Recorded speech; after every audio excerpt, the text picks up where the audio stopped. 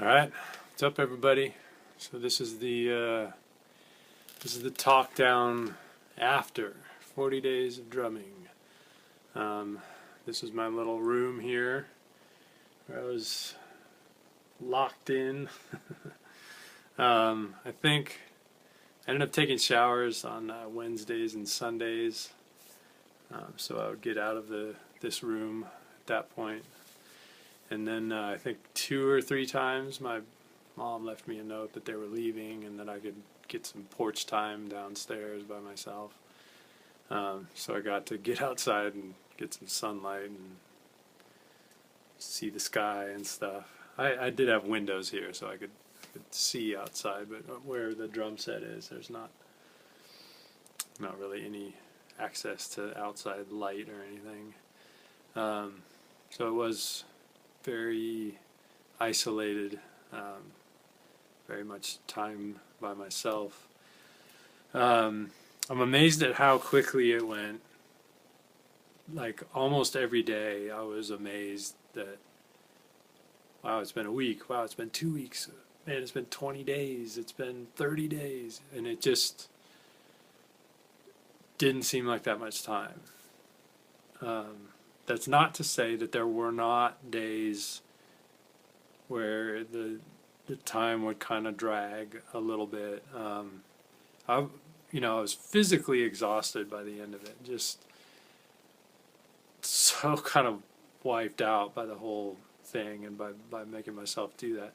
Even though my focus was on learning to play more effortlessly, it's still that's just a lot. I mean, I suppose had I been in better shape going into it,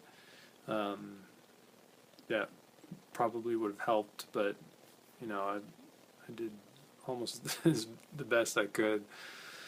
I kind of needed a little break after tour and stuff.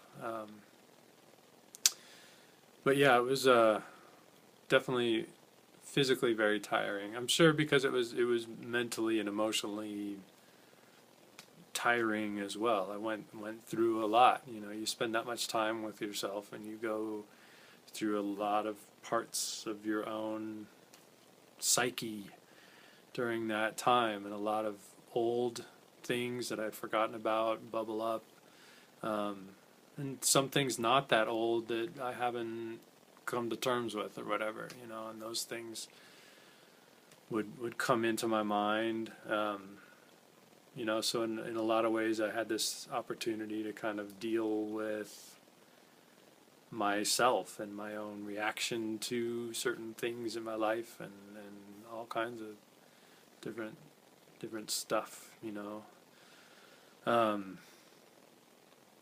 The whole experience was definitely more humbling than I was expecting it to be. I was working with mainly the book, which is by Kenny Werner, called Effortless Mastery. That was sort of my main guide going into this. I read the book once and a couple of parts of it over before starting this. And if there's one thing that I maybe wished I had done more of, it was like actually rereading parts of that book, because there are certain parts that I reread 30 days into it that it was like, oh, okay, this is that's the way I'm supposed to be doing this. Or but at the same time, who knows? I'm sure everything happened just as it was supposed to, because I think I needed to experience my old ways and really see why my old approaches to the drums, to music, to life in general, why some of these old mental patterns or whatever, why they don't work. I had to experience that firsthand and go through it, and it's kind of like you got to hit your head up against that brick wall a couple of times before you're going to look up and see that maybe there's a different way around it. So in a lot of ways, it was very different than what I expected it to be. But I'm sure that it was just what I needed it to be at the same time. Um, it was definitely a very powerful experience for me. Um, and up until the very last day, I was making discoveries, even about new and better ways to practice. How do I practice? How have I been practicing? Um, and I always thought of myself as a good practicer, but because I could learn stuff fairly quickly, but um, when it comes to actually trying to master stuff, um, you know, man, I discovered so many holes in my playing, all the way down to like the foundation of my like rhythmic core. I discovered so many idiosyncrasies about, wow, I really am not accurate when I play this very simple rhythm. I cannot accurately play it exactly the same every single time. Like, no matter how focused I was or whatever, just simply because I haven't put in the time. When I had excelled at a certain way of playing, and so I'd kind of become very good at that, but was hearing these other ideas and could conceptualize these other ideas, but hadn't done the work at the fundamental root level to really have a strong enough foundation to be able to execute these ideas. Now, I'm not going to say that I learned or mastered these new things either. That's not it at all. Basically, what I learned is like now how I need to be practicing and how I need to be practicing these very basic fundamental things with the intent of mastering them for my overall drumming to get better.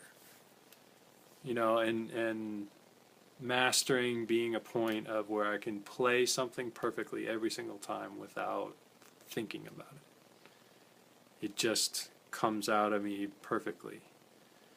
And I talk about this in a lot of the daily blogs.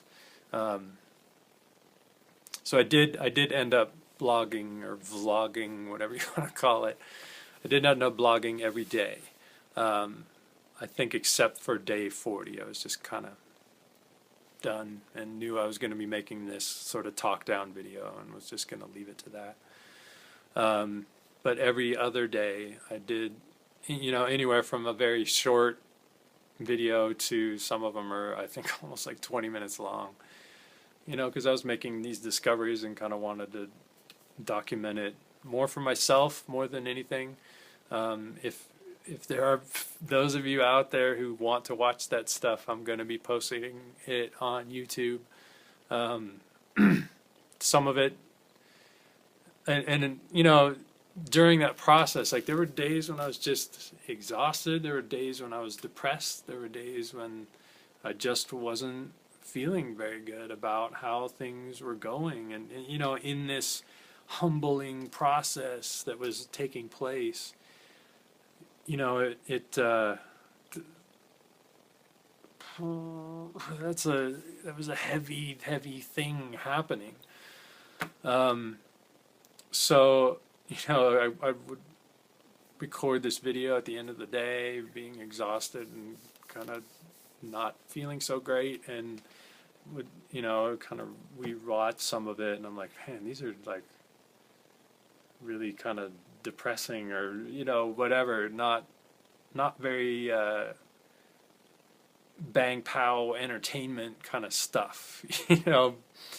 And so there's this thought for a little while, like, well, maybe I need to really like try and amp it up for these videos if people are going to be watching them. But then that's not true, or that's not being real, you know, and that's not the way I was feeling at that time. So that's not, I, you know, that I didn't entertain that thought for very long. But, you know, just to warn you, if you do ever venture out and try to watch any of those videos, it's just me talking exactly about how I feel at that particular moment, and I didn't want it to be anything other than that, you know. It's a very like kind of personal thing, some of the times and some of the stuff that I'm talking about. Hopefully maybe some either drummers or people who watch it, maybe some people can learn from it, just because I did try to be as real as possible with it. So yeah, those will be coming soon. I think I have like the first day's video ended up kind of getting like separated or something, so I gotta edit that one, but the rest of them are just pretty much just a straight video. So there's that. You know, and part of the humbling aspect of this is that like a lot of the practicing that I was doing was on very fundamental stuff. So if you've seen me play drums before, and then you see me play drums after this, you know, as a spectator, as another musician or something, you may very well not even be able to notice any difference at all. You know, I'm you know, I have no idea if people will be able to notice a difference. It's not like I was practicing every day and keeping track of how fast my paradiddles were and marking them on a chart and trying to do them faster every day. It wasn't that kind of practice. Literally, a lot of my practice was just on how to pick up the stick and drop it as effortlessly as possible. And the same thing with my bass drum. I've spent so many hours just trying to make one note feel good. Excuse me for a sec. All right. Took a drink of water there. I have dusty throat because I've been moving boxes and tools and all of that kind of stuff for the past 2 days.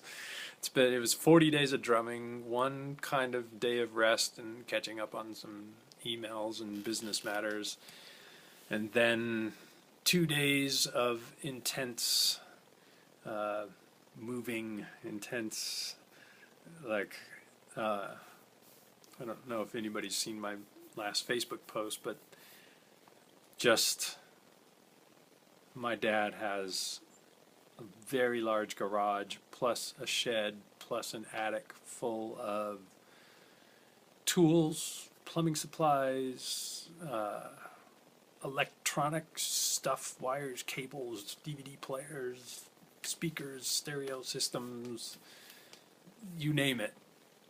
You know, we've got probably 3 or 4 of them, vacuum pumps and you know, it's just all kinds of stuff, and it's all going to be sold and listed on Craigslist and all of this stuff. So I've been frantically, you know, moving stuff from the attic all downstairs and into the garage and going through boxes and boxes and boxes of stuff. So it's which is pretty crazy because, you know, like it just seems like 40 days of drumming kind of almost didn't happen or didn't even exist, you know, because I'm a moving man now. But I'm more than happy to be doing this because it's something that you know my parents needed to do, and I'm here, and they just put me up for 40 days and put up with 40 days and evenings of drum set in their upstairs room of their house, and fed me every day. And so I'm more than happy to be able to help them, and I could never repay them for everything that they've done for me, but in some small way I hope that I am helping them out. But yeah, I think I was talking about my practicing, and how practicing was just like trying to perfect or approach perfection for just little small movements, the idiosyncrasies of playing drums. There's so much focus on that stuff, and sometimes I just play that stuff and try to practice and be so focused on this one little thing for so long that it would almost drive me crazy, and I'd just have to let go and unleash on the drums, and kind of throw it all out the window for an hour and just go crazy, and then kind of, okay, now I can get back to what I'm trying to be focused on here. So yeah, I have no idea if people will be able to tell any difference. And that wasn't the goal of this. The goal was to discover a new way of playing. I was able to make some pretty, I guess I would call them significant connections to my inner space. It never happened when I was improvising. It wasn't, and he talks about in this book how there could be points when the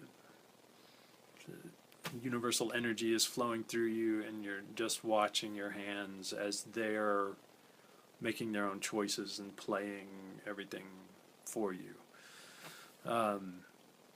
So I never had that kind of thing happen, but I can also see why, because I've been practicing things wrong for so many years, and even my whole attitude towards music and everything has been kind of askew. So the moments that I had were kind of when I was playing one particular beat that I could play fairly easily to begin with. I was playing this one particular beat, and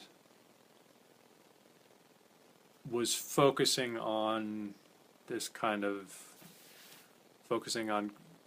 my inner space, and this kind of interesting thing would happen where it's like my consciousness is kind of up in my head, and then it's like the feeling when you are in a bath, and the bath goes all the way up to your neck, and the rest of your body is submerged underwater, and there's this kind of warm, tingly feeling or something, and then the next step from there is almost as if you could imagine that you had become all of the bath water, or even better, like a big pool, and you could all of a sudden feel the entire pool.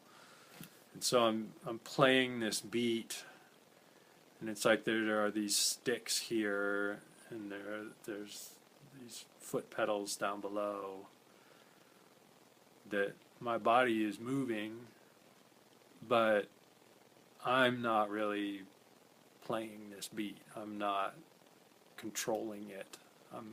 It's just there doing its own thing, and I can almost feel beyond the borders of my body, and it's a pretty cool experience, I don't know if you know or not, but I keep saying yeah, and I feel like now I kind of know in my mind what the approach needs to be to get me into that space. and I don't know. So we'll see once I get back to real life and the real world, and I have a busy schedule and I'm doing all this other stuff. How all of this will come. In my mind, I kind of almost expect that, like, after another year, like, some of the fruits of the seeds that I planted during this time will kind of start to begin to show themselves. And then another 5 years after that, hopefully it's even unfolding more. But who's to say? It may be just that drumming's a little easier for me, and I don't have to quite try as hard. But I definitely don't want to put any false expectations on myself, and because really those experiences that I had, it was like, I spent 10 minutes in this kind of effortless space one night. That it was just a wonderful experience, but the who knows what the long-term effects, or if I'll be able to kind of tap into that space as soon as I sit down at the drums eventually, which that's kind of the goal, and I know there are musicians who can do that.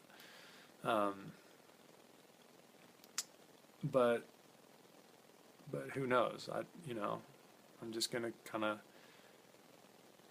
humbly reapproach my entire method of approaching the drums, and see where that takes me. And I kind of discovered some new ways to practice, which I'm very thankful about, and I think that's gonna change.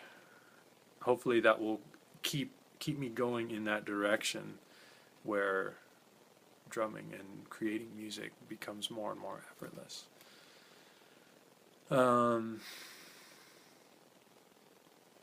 Yeah,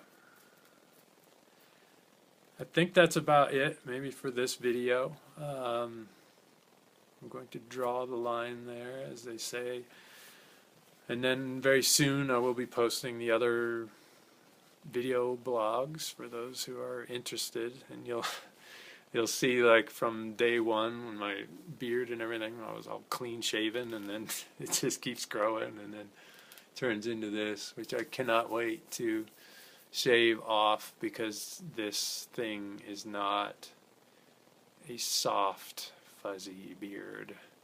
It's like a Brillo pad on my face. It's like steel wool or something, and even when I lay on a pillow, it's kind of like poking into my face.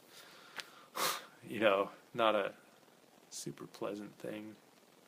My cyst on my wrist, hope I'm not grossing anybody out, definitely got a little bit bigger.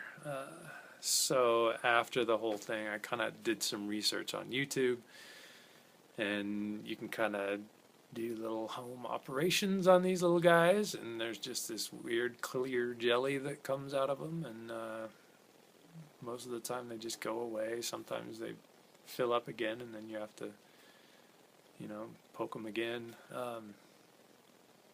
I'm no doctor, so don't take my recommendations on any of this stuff. And I had mine checked out, so I know that it's actually a ganglion cyst, and it's just a little fluid-filled sac. It doesn't really cause me any pain at all, but it's an ugly little booger, and I'm just gonna cut them open. I'm not gonna take a video of that. Those videos are pretty gross, and I'm not gonna put that up on my YouTube page. So if you want to see a video of that, you can look on, just search ganglion cyst, and you'll see people. You'll also see there's a some people, they used to call them Bible cysts. And you can take a Bible or a heavy book and you can smash it and it just like disappears. It just looked like it was never there, but it sounds like the pain is pretty intense. So I think I'd rather just cut a little hole in it and drain it and take care of it that way, because then it's a sort of controlled break or whatever. So again, I hope I'm not grossing anybody out with that one there. I think I've been fortunate, because I think for some people they get really painful and stuff. Mine has never been painful. Just like I said, it's just a little ugly little dude there. Yeah, man, if you made it this far, that's 25 minutes. I almost blew half an hour of your day. So I thank you for watching. But, you know, that was a attempted talk down of 40 days of my life. That was a pretty intense and an awesome experience. So thanks for watching, and see y'all soon.